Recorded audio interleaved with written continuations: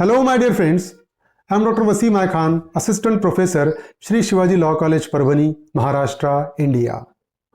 In today's lecture, we will discuss Section 5 of the Bharatiya Sakshi Adhiniyam 2023. So, this is a very important section which comes under the chapter of relevancy of fact.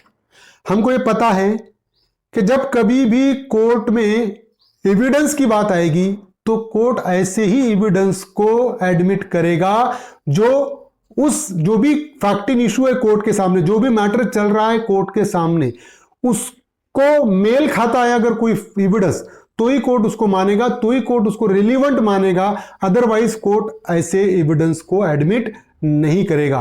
तो हम यही बातें कर रहे हैं कि कौन से सेक्शन में क्या क्या चीजें रिलीवेंट हो जाएगी। पिछले सेक्शन में हमने fact forming part of the same transaction, पिछले लेक्चर में हमने डिस्कस किया कि एक ही ट्रांजैक्शन में होने वाली सारी चीजें रिलीवेंट हो जाएगी as a part and parcel of res gestae. Now section 5 we will discuss. Let's start the topic. Section 5 deals with facts which are the occasion, cause or effect of fact in issue. ऐसे facts जो fact in issue का कारण बने या fact in issue का effect है या fact in issue उसके वजह से हुआ, fact के वजह से fact in issue हुआ, तो ये relevant हो जाएगा, है ना, सेक्शन 5 में। तो हम डिस्कस करेंगे section 5 facts which are the occasion, cause और इफेक्ट। तीन चीजें यहां पर, ओकेजन, कॉज और इफेक्ट। किसका? फैक्ट इन इशू का ओकेजन, फैक्ट इन इशू का कॉज, फैक्ट इन इशू का इफेक्ट। इमीडिएट और अदरवाइज ऑफ रिलीवेंट फैक्ट और फैक्ट इन इशू और which constitute the state of things under which they happen or which afforded an opportunity for their occurrence or transaction are relevant. तो ऐसे facts जो कारण बने, जो occasion बने, जो कॉज बने, जो इफेक्ट बने फैक्ट इन इशू का, all becomes relevant under section 5। समझ रहे हो? तो ये सेक्शन 5 में रिलीवेंट हो जाएंगे। अब देखिए सेक्शन 5 में क्या रिलीवेंट है। देखिए section 5 facts which are occasion, cause और effect of fact in issue. ऐसे फैक्ट्स जो फैक्ट इन इशू का ओकेजन है, कॉज है और इफेक्ट है, becomes relevant under section 5 of भारतीय साक्ष्य अधिनियम।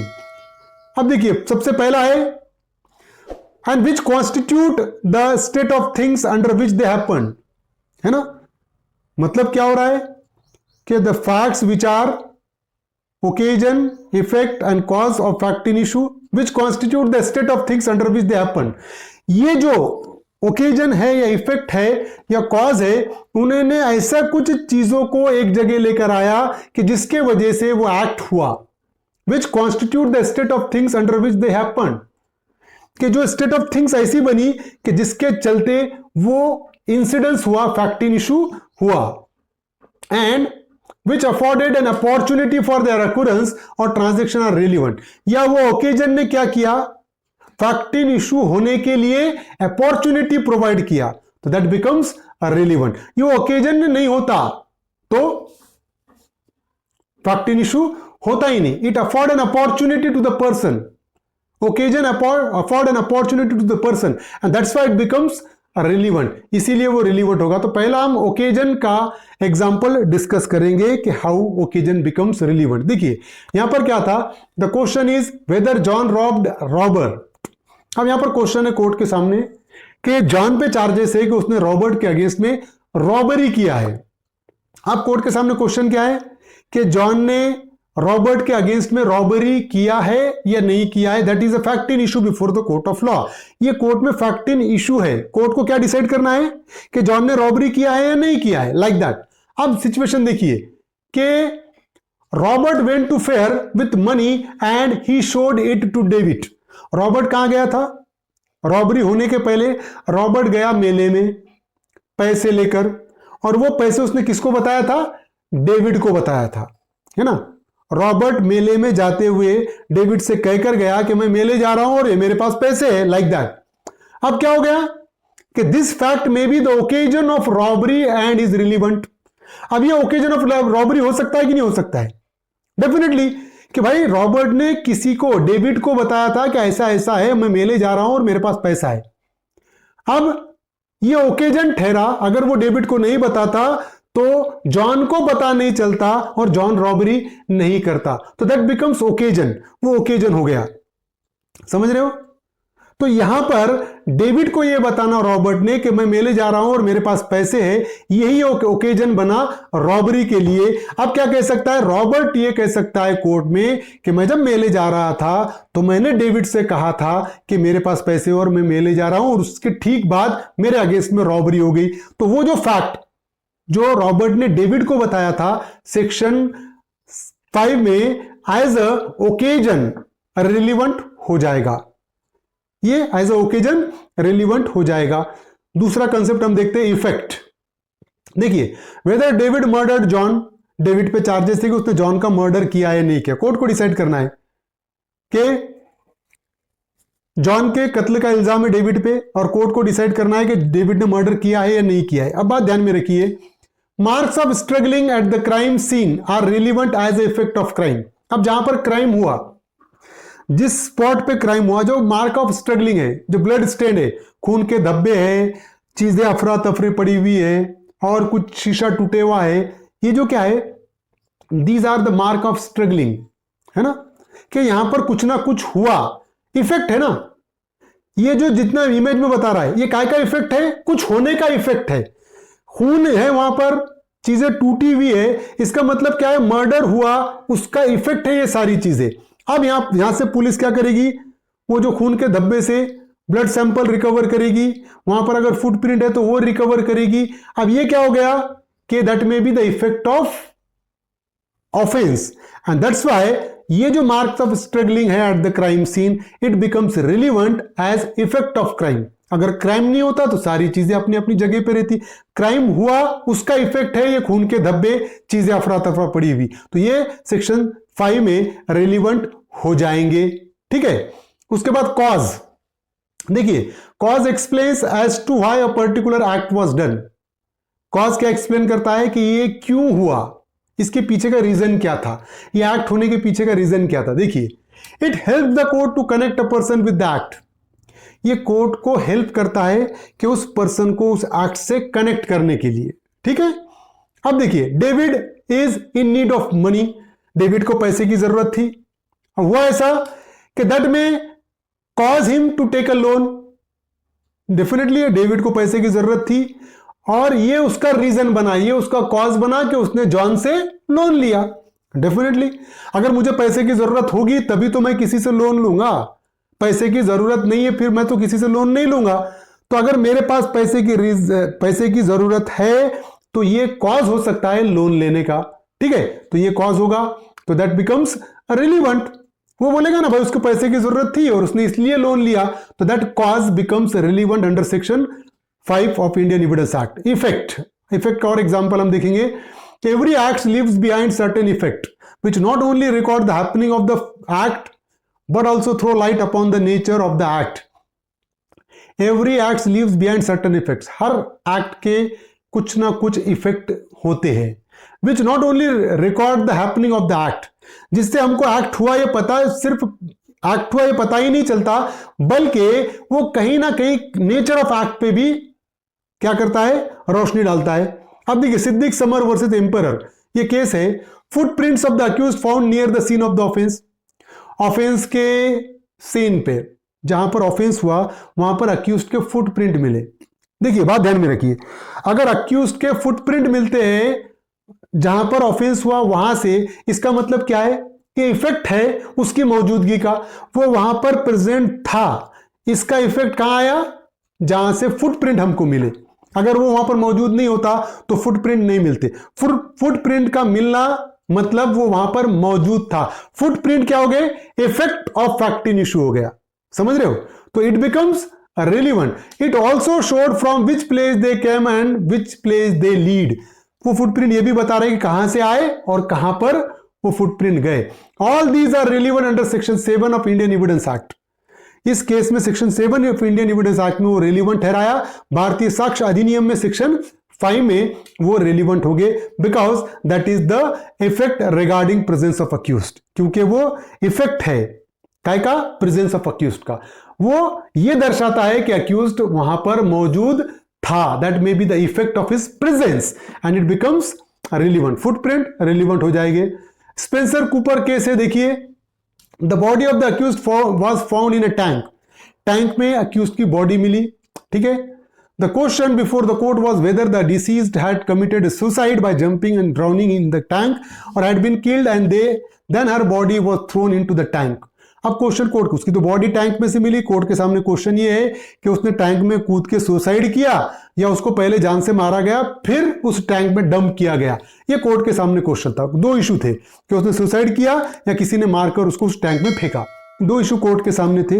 The stomach of the disease did not contain any water, but क्या हुआ, इफेक्ट ये पाया गया कि उसका जब पोस्टमार्टम हुआ तो उसके पेट में पानी नहीं मिला, है ना, उसके स्टोमक में कोई वाटर के ट्रेसेस नहीं मिले। The prosecution tried to prove that a person who dies in water necessarily takes water into the belly. जब कभी कोई पर्सन डूबकर मरता है तो डेफिनेटली उसके पेट में पानी पाया जाता है।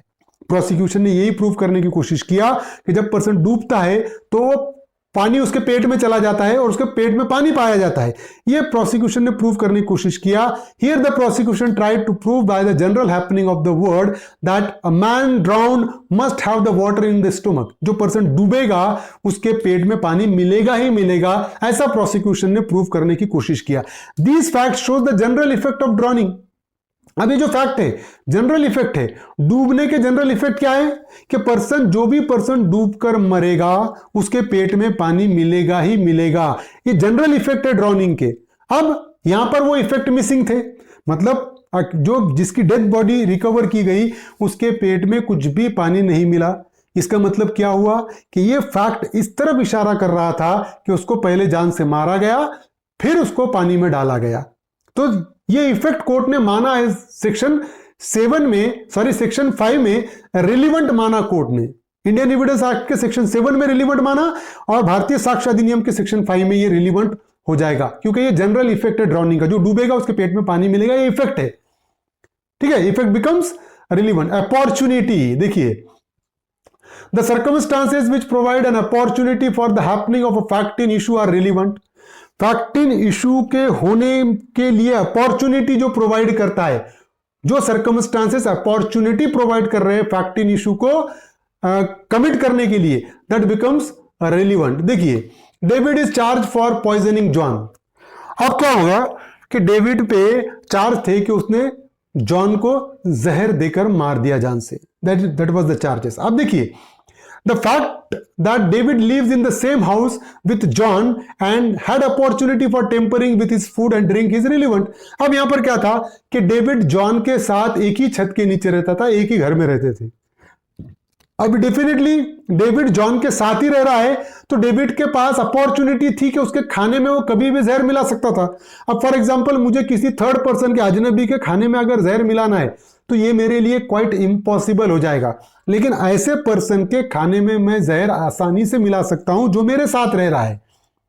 तो डेविड जॉन के साथ रहता था, इसलिए डेविड के पास अपॉर्चुनिटी थी जहर मिलाने की, and that fact becomes relevant as a opportunity as per provision of section 5 of भारतीय साक्ष्य अधिनियम, कि उसके पास अपॉर्चुनिटी थी और उसने अपॉर्चुनिटी को इनकैश किया।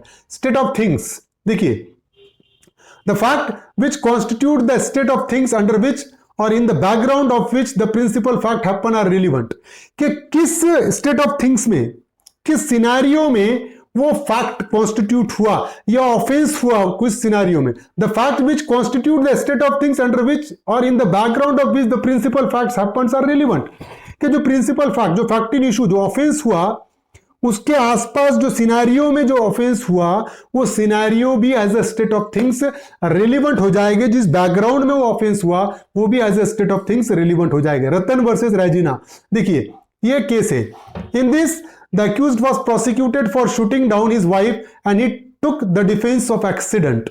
यहां पर उस अक्यूज्ड पे चार्जेस थे कि उसने वाइफ को शूट करके जान से मार दिया, बट अक्यूज्ड ने डिफेंस क्या लिया, इट वाज एन एक्सीडेंट। उसने बोला कि एक्सीडेंटली मैंने शूट किया, ये अक्यूज्ड का डिफेंस था।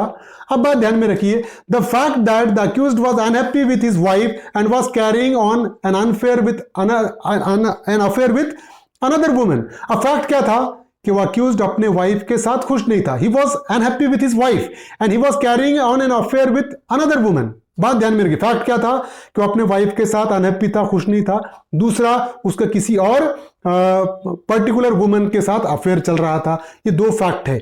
अब क्या हो गया कि it was held to be relevant as it constitute the state of things in which the principal fact namely the shooting down happened. अब बात ध्यान में रखिए, ये जो वो अपने वाइफ से नाखुश था और उसका और किसी वुमन के साथ अफेयर था, ये एक स्टेट ऑफ थिंग्स था जिसके चलते उसने उसके वाइफ को शूट किया।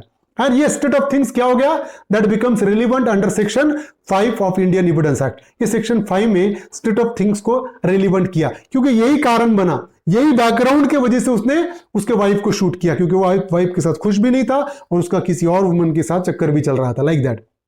अब प्रोबेबल क्वेश्चन है सेक्शन 5 पे, देखिए, which facts are relevant under section 5 of the Bharatiya Sakshi Adhiniyam 2023? Cause of relevant fact and fact in issue, effect of relevant fact and fact in issue, occasion of relevant fact and fact in issue, all of the above। अगर हम देखेंगे तो यहां पर cause, effect, occasion तीनों fact in issue के relevant है, तो all of the above is a correct answer. Next probable question, under which section of the Bharatiya Sakshi Adhiniyam 2023 facts which are occasion, cause और effect of fact in issue are relevant? तो हम अगर देखेंगे तो ये section 5 is a correct answer, क्योंकि section 5 में occasion, cause और इफेक्ट रेलिवेंट है। तो ये प्रोबेबल क्वेश्चन था, ये था सेक्शन 5 जो हमने डिस्कस किया। उम्मीद करता हूं कि आपको सेक्शन 5 समझ में आ गया होगा। समझ में आया है तो मेरे चैनल को सब्सक्राइब कीजिए और इस लेक्चर को ज़्यादा से ज़्यादा स्टूडेंट तक शेयर कीजिए। Thank you very much.